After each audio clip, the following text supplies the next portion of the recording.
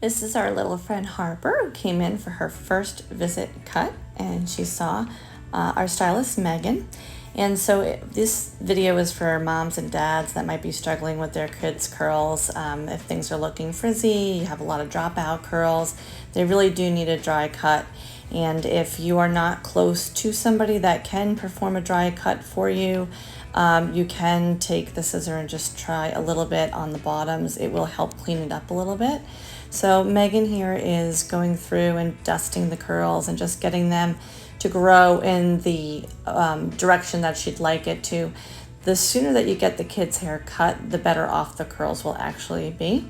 So Harper's having her hair washed right now, and Meaghan is spending a lot of time as she's running the shampoos and conditioners through to detangle. So it's not about making a lot of scrubbing at the scalp. You want to cleanse the scalp well, but you really want to make sure that you're working the knots out of the hair as well, and that's the most important.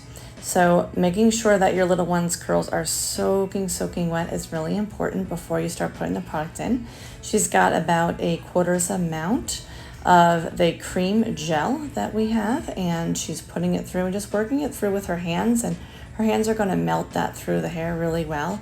And spending your time here making sure that you're getting all those little frizzy pieces coated with the product is really important.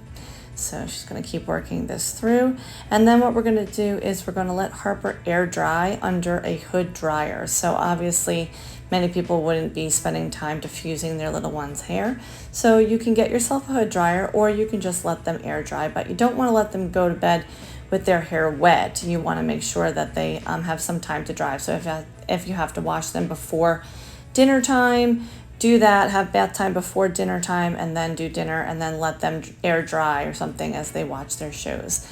Meaghan also used our 3-row styling comb, and that comb just helps push the product through from the roots to the ends a lot better and captures all those little short hairs and wet frizz that might get not coated enough well with product. So Meaghan's just going back over it now and trimming up anything that might have fallen out of check, anything that after it got hydrated has fallen down. She's just shaping this back up.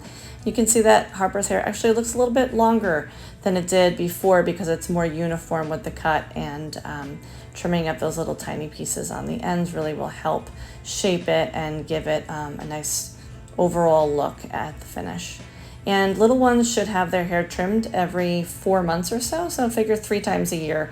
You're looking at a summer cut, a cut like right, in the fall time, and then again in the spring. So that will keep their hair healthy as their curls grow in and change, and will give them an overall better style without damaging their curls.